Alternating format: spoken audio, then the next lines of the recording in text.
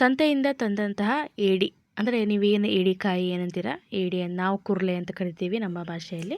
ತುಂಬಾ ಸೂಪರಾಗಿ ಅದು ಜೀವಂತವಾಗಿದ್ವು ತಂದಾಗ. ಅದರಿಂದ ಸ್ವಲ್ಪ ಹೆದರಿಕೆ ಸ್ಟಾರ್ಟಲ್ಲಿ ಮುಟ್ಟೋಗಿದ್ದಾರೆ. ಬನ್ನಿ ಹೇಗೆ ತಂದ್ವಿ, ಹೇಗೆ ಮಾಡಿದ್ವಿ ಅಂತ ನಿಮಗೆ ಕೂಡ ಹೇಳ್ತೀನಿ. ಇಲ್ಲಿ ನೋಡಿ, ಫಸ್ಟು ಒಂದು 550 ರೂಪಾಯಿಗೆ 10 ಏಡಿಗಳು, ಅಂದರೆ 2 kg ಇತ್ತಿದ್ದು. ಕೆ ಜಿ ಲೆಕ್ಕದಲ್ಲಿ ಕೆ ಜಿಗೆ 250 260 ಆ ರೀತಿ ಇತ್ತು. ಟೋಟಲ್ ಒಂದು 270 ರೂಪಾಯಿ ಆ ರೀತಿ ತೊಗೊಂಡ್ರು ಅವರು.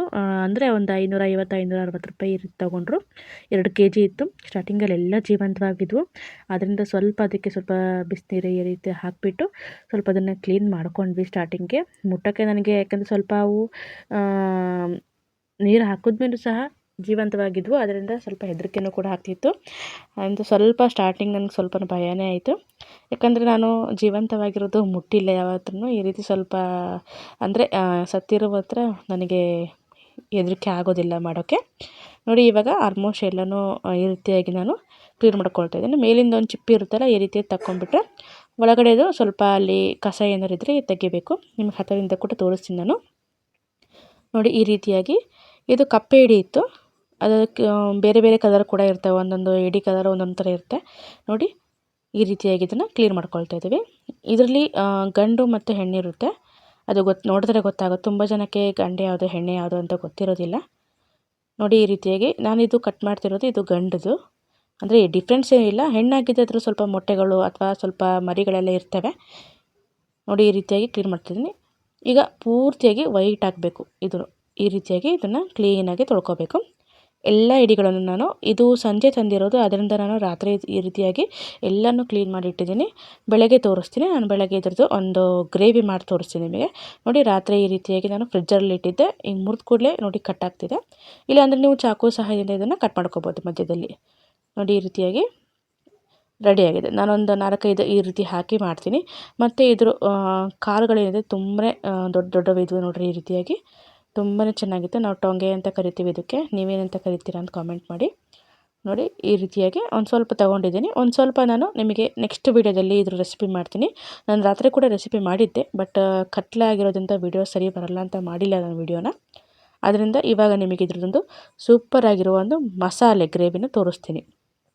ನೋಡಿ, ನಂತರದಲ್ಲಿ ಇದ್ರ ಸಣ್ಣ ಸಣ್ಣ ಒಂದು ಕಾಲಿರ್ತಾವಲ್ಲ, ಅದರದ್ದು ಒಂದು ಉಗುರುಗಳು ಇರುತ್ತೆ, ಅದು ತೆಗಿಬೇಕಾಗುತ್ತೆ. ನಂತರ ಸ್ವಲ್ಪ ಏಡಿನ ಈ ರೀತಿ ಜಜ್ಕೊಳ್ತಾ ಇದ್ದೀನಿ. ಯಾಕಂದರೆ ಮಸಾಲೆ ಹಾಕಿದ್ರೆ ಚೆನ್ನಾಗಿ ಮಸಾಲೆ ಹೀರ್ಕೊಳ್ಳುತ್ತೆ ಒಳಗಡೆ ಎಲ್ಲ. ಅದರಿಂದ ನಾನು ಎಲ್ಲನೂ ಈ ರೀತಿ ಸ್ವಲ್ಪ ಜಜ್ಜಿ ನಾನು ತಗೊಳ್ತಾ ಇದ್ದೀನಿ. ಪ್ರತಿ ಸಣ್ಣದು ಜಜ್ಕೊಳ್ಳಿ, ದೊಡ್ಡದು ಜಜ್ಕೊಳ್ಳಿ. ಈ ರೀತಿಯಾಗಿ ನೋಡಿ, ಈ ರೀತಿಯಾಗಿ ಸ್ವಲ್ಪ ಜಜ್ಜಿ ತೊಗೊಂಡ್ರೆ ತುಂಬ ಚೆನ್ನಾಗಿ ಮಸಾಲೆ ಹಿಡಿಯುತ್ತೆ ಮತ್ತು ತುಂಬ ಟೇಸ್ಟಿಯಾಗಿರುತ್ತೆ ತಿನ್ನೋಕ್ಕೂ ಕೂಡ. ನೋಡಿ, ಈ ರೀತಿ ಜಜ್ಜಿ ತೊಗೊಂಡಿದ್ದೀನಿ. ಬನ್ನಿ ಈಗ ಅದಕ್ಕೆ ನಾವು ಮಸಾಲೆ ರೆಡಿ ಮಾಡೋಣ. ನೋಡಿ, ಒಂದು ಪ್ಯಾನಿಗೆ ಸ್ವಲ್ಪ ಎಣ್ಣೆ ಹಾಕಿದ್ದೀನಿ. ಎಣ್ಣೆ ಬಿಸಿ ಆದಮೇಲೆ ಸ್ವಲ್ಪ ಈರುಳ್ಳಿನ ಹಾಕಿದ್ದೀನಿ. ನಂತರ ಶುಂಠಿ ಮತ್ತು ಬೆಳ್ಳುಳ್ಳಿ ತೊಗೊಂಡಿದ್ದೀನಿ, ಇದನ್ನು ಹಾಕ್ತಾಯಿದ್ದೀನಿ. ಶುಂಠಿ ಬೆಳ್ಳುಳ್ಳಿ ಪೇಸ್ಟ್ ಸಹ ಹಾಕ್ಬೋದು. ನೋಡಿ, ಇದನ್ನು ಸಹ ಫ್ರೈ ಮಾಡ್ಕೋಬೇಕು. ಜೊತೆಗೆ ನಾನು ಇಲ್ಲಿ ಟೊಮೆಟೊ ಕೂಡ ಹಾಕ್ತಾಯಿದ್ದೀನಿ. ಹಾಗೆ ಹಸಿಮೆಣ್ಸಿನ್ಕಾಯಿ, ಇಲ್ಲಿ ನಾನು ಗ್ರೀನ್ ಗ್ರೇವಿ ಮಾಡ್ತಿರೋದ್ರಿಂದ ಹಸಿಮೆಣ್ಸಿನ್ಕಾಯಿ ಹಾಕಿದ್ದೀನಿ. ನೀವು ಬೇಡ ಅಂತ ಹೇಳಿದ್ರೆ ನೀವು ಒಣಮೆಣ್ಸಿನ್ಕಾಯಿ ಹಾಕ್ಕೋಬೋದು. ಇಲ್ಲಾಂದರೆ ಖಾರದ ಪುಡಿ ಬೇಕಾದರೆ ಹಾಕ್ಕೋಬೋದು. ನಾನು ಖಾರದ ಪುಡಿ ಹಾಕಿದ್ದೀನಿ, ಲಾಸ್ಟಿಗೆ ಹಾಕಿದ್ದೀನಿ, ಸ್ವಲ್ಪನೇ ಹಾಕಿದ್ದೀನಿ. ನಂತರ ಇಲ್ಲಿ ಟೊಮೆಟೊ ಹಣ್ಣು ಹೇಳಿದ್ನಲ್ಲ, ಒಂದು ಟೊಮೆಟೊ ದೊಡ್ಡ ಗಾತ್ರದ್ದು ಹಾಕಿದ್ದೀನಿ. ಇದನ್ನು ಈಗ ಚೆನ್ನಾಗಿ ಫ್ರೈ ಮಾಡ್ಕೋಬೇಕು. ಮೆತ್ತಗೆ ಹಾಕಬೇಕು. ಅಲ್ಲಿವರೆಗೆ ಇದನ್ನು ಫ್ರೈ ಮಾಡ್ಕೊಳ್ಳೋಣ.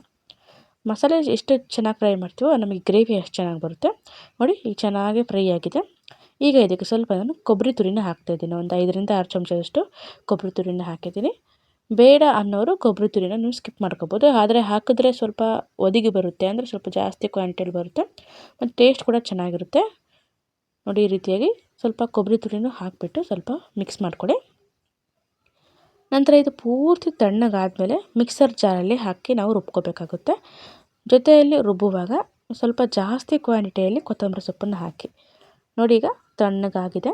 ಈಗ ಮಿಕ್ಸರ್ ಜಾರಲ್ಲಿ ಹಾಕ್ತಾಯಿದ್ದೀನಿ ಹುರಿದಿರುವಂಥ ಮಸಾಲೆಗಳನ್ನು. ಹಾಗೆ ನಾನು ಹೇಳಿದ್ನಲ್ಲ, ಸ್ವಲ್ಪ ಜಾಸ್ತಿ ಕ್ವಾಂಟಿಟಿಯಲ್ಲಿ ಕೊತ್ತಂಬರಿ ಸೊಪ್ಪು ಹಾಕೊಳ್ಳಿ. ಪುದೀನ ಹಾಕೋಕ್ಕೆ ಹೋಗ್ಬಿಡಿ, ಟೇಸ್ಟ್ ಅದು ಚೆನ್ನಾಗಿ ಬರೋದಿಲ್ಲ. ಅದರಿಂದ ನಾನು ಪುದೀನ ಹಾಕೋದಿಲ್ಲ. ನೀವಿಲ್ಲ ನಿಮ್ಗೆ ಇಷ್ಟ ಆಗುತ್ತೆ ಅಂತ ಹೇಳಿದ್ರೆ ಹಾಕ್ಕೊಳ್ಳಿ. ನೋಡಿ, ಸ್ವಲ್ಪ ಕೊತ್ತಂಬರಿ ಜಾಸ್ತಿ ಹಾಕಿಬಿಟ್ಟು ಮತ್ತೊಂದು ಸ್ವಲ್ಪ ನೀರನ್ನು ಹಾಕಿಬಿಟ್ಟು ನುಣ್ಣಗೆ ರುಬ್ಕೊಂಬರ್ಬೇಕಿದ್ರು. ಎಷ್ಟು ಸಾಧ್ಯನೋ ಅಷ್ಟನ್ನು ರುಬ್ಕೊಳ್ಳಿ. ನೋಡಿ ರುಬ್ಬಿ ರೆಡಿಯಾಗಿದೆ. ಈಗ ಒಂದು ಕುಕ್ಕರಲ್ಲಿ ಸ್ವಲ್ಪ ಎಣ್ಣೆನ ಹಾಕಿದ್ದೀನಿ. ಸ್ವಲ್ಪ ಎಣ್ಣೆ ಜಾಸ್ತಿ ಇದ್ದರೆ ಚೆನ್ನಾಗಿರುತ್ತೆ. ನಂತರ ಎಣ್ಣೆ ಸ್ವಲ್ಪ ಬಿಸಿ ಆದಮೇಲೆ ಇದಕ್ಕೆ ರುಬ್ಬಿರುವಂಥ ಮಸಾಲೆಯನ್ನು ಹಾಕ್ತಾಯಿದ್ದೀನಿ. ಈ ಮಸಾಲೆ ಮಾತ್ರ ತುಂಬಾ ಚೆನ್ನಾಗಿರುತ್ತೆ, ಒಮ್ಮೆ ಟ್ರೈ ಮಾಡಿ. ಈ ಮಸಾಲೆಗೆ ನೀವು ಅಂದರೆ ಏಡಿ ಅಥವಾ ಇಲ್ಲಿ ಸೀಗಡಿನ ಹಾಕಿ ಸಾರು ಮಾಡಿದ್ರೆ ತುಂಬಾ ಚೆನ್ನಾಗಿರುತ್ತೆ. ಎಲ್ಲದಕ್ಕೂ ಹೊಂದ್ಕೊಳ್ಳುತ್ತೆ ಈ ಮಸಾಲೆ. ಇಲ್ಲ ನಿಮಗೆ ಚಿಕನ್ ಮಾಡ್ತೀರ ಚಿಕನ್ನಿಗೆ, ಮಟನ್ ಮಾಡ್ತೀರ ಅಂದ್ರೆ ಮಟನ್ನಿಗೆ ಈ ಮಸಾಲೆನ ಹಾಕ್ಕೋಬೋದು. ಅಂದರೆ ಸ್ವಲ್ಪ ಎಣ್ಣೆ ಜಾಸ್ತಿ ಇರಬೇಕಾಗುತ್ತೆ. ಇವಾಗ ನೋಡಿ ಮಸಾಲೆ ಎಲ್ಲ ಎಣ್ಣೆಯಲ್ಲಿ ಮಿಕ್ಸ್ ಆಗಬೇಕು. ಜೊತೆಗೆ ಸ್ವಲ್ಪ ನೀವು ಈ ಟೈಮಲ್ಲಿ ಉಪ್ಪು ಕೂಡ ಹಾಕ್ಕೊಳ್ಳಿ, ಯಾಕಂದರೆ ಬೇಗ ಬೇಯುತ್ತೆ ಮತ್ತು ಬೇಗ ಫ್ರೈ ಆಗುತ್ತೆ ಮಸಾಲೆ. ಅದರಿಂದ ಸ್ವಲ್ಪ ಉಪ್ಪನ್ನ ಹಾಕ್ಕೊಂಬಿಟ್ಟು ಮತ್ತೆ ಮಿಕ್ಸ್ ಮಾಡ್ಕೊಳ್ಳಿ. ಇವಾಗ ನಾನು ಸ್ವಲ್ಪ ಇದಕ್ಕೆ ಖಾರದ ಪುಡಿ ಹಾಕ್ತಾಯಿದ್ದೀನಿ. ಇಲ್ಲಿ ಗ್ರೀನ್ ಮಸಾಲೆ ಆಗೋದ್ರಿಂದ ಸ್ವಲ್ಪನೇ ಹಾಕ್ಕೊಳ್ತಾ ಇದ್ದೀನಿ ಖಾರದ ಪುಡಿ, ಜಾಸ್ತಿ ಏನು ಹಾಕ್ಕೊಳ್ತಾ ಇಲ್ಲ. ಹಾಗೆ ಸ್ವಲ್ಪ ಅರಿಶಿನ ಪುಡಿ ಕೂಡ ಹಾಕಿದ್ದೀನಿ. ಒಂದು ಸ್ವಲ್ಪ 1/4 ಚಮಚದಷ್ಟು ಗರಂ ಮಸಾಲೆ ಹಾಕಿದ್ದೀನಿ. ಇಷ್ಟನ್ನು ಹಾಕ್ಬಿಟ್ಟು ಚೆನ್ನಾಗಿ ಮಿಕ್ಸ್ ಮಾಡ್ಕೊಳ್ಳೋಣ. ಈಗ ನೋಡಿ ಮತ್ತೇನಿದು ತೀರ ಫ್ರೈ ಆಗಬೇಕು ಅಂತೇನಿಲ್ಲ, ಯಾಕಂದರೆ ನಾವೆಲ್ಲ ಮಸಾಲೆನೂ ನಾವು ಫಸ್ಟಿಗೆ ಫ್ರೈ ಮಾಡಿರುವಂಥದ್ದು ಹಾಕಿದ್ದೀವಲ್ಲ, ತೊಂದರೆ ಇಲ್ಲ. ನೋಡಿ ಒಂದು ಸ್ವಲ್ಪ ಗುಳ್ಳೆ ಗುಳ್ಳೆ ಬರ್ತಾ ಇದೆ ಅನ್ನುವಾಗ ನಾವಿಲ್ಲೇನು ಏಡಿಗಳನ್ನು ಕ್ಲೀನ್ ಮಾಡಿ ಇಟ್ಟಿದ್ವೋ, ಜಜ್ಜಿ ಇಟ್ಟಿದ್ವಲ್ಲ, ಅದನ್ನು ಇಲ್ಲಿ ಹಾಕ್ತಾಯಿದ್ದೀನಿ. ನೋಡಿ ನಾನು ಕುಕ್ಕರಲ್ಲಿ ಯಾಕೆ ಮಾಡ್ತಿದ್ದೀನಿ ಅಂತ ಹೇಳಿದ್ರೆ, ಇಲ್ಲಿ ಒಂದು ಏಡಿಕಾಯಿ ನೀವೇನಂತೀರ ಚೆನ್ನಾಗಿ ಮಸಾಲೆ ಹೀರ್ಕೊಳ್ಳಿ, ಒಳಗಡೆ ಎಲ್ಲ ಕ್ಲೀನಾಗಿ ಹೋಗಲಿ. ನೀವು ಓಪನ್ ಪ್ಯಾನಲ್ಲೇ ನೀವು ಬೇಯಿಸ್ಕೋಬೋದು, ತೊಂದರೆ ಇಲ್ಲ. ಅದೇ ನಾನೇನು ಮಾಡ್ತೀನಿ ಅಂದರೆ ಇದಕ್ಕೆ ಸ್ವಲ್ಪ ನೀರನ್ನು ಮಿಕ್ಸ್ ಮಾಡಿಬಿಟ್ಟು, ಸ್ವಲ್ಪ ಉಪ್ಪು ಬೇಕಾದ್ರೆ ರುಚಿಗೆ ತಕ್ಕಷ್ಟು ಉಪ್ಪನ್ನ ಮತ್ತು ಸ್ವಲ್ಪ ನೋಡಿಬಿಟ್ಟು ಹಾಕ್ಕೊಂಡ್ಬಿಟ್ಟು ಮುಚ್ಚಳ ಮುಚ್ಚಿ ಒಂದು 2 ವಿಸಲ್ ಕೂಗಿಸ್ತೀನಿ. ಇಲ್ಲಿ 2 ವಿಸಲ್ ಕೂಗಿಸೋದ್ರಿಂದ ನಮಗೇನು ಏಡಿಕಾಯಿ ಎಲ್ಲ ಬೆಂದ್ಬಿಡುತ್ತೆ ಅಂತಲ್ಲ, ಜಸ್ಟ್ ಮಸಾಲೆ ಕ್ಲೀನಾಗಿ ಒಳಗಡೆ ಹೋಗಲಿ, ಚೆನ್ನಾಗಿ ಫ್ಲೇವರ್ ಬರಲಿ ಅಂತಷ್ಟೇ. ನೋಡಿ ಒಂದು 2 ವಿಸಲ್ ಆಗಿದೆ, ಎಷ್ಟು ಚೆನ್ನಾಗಿ ಕಾಣ್ತಾ ಇದೆ ಕೂಡ.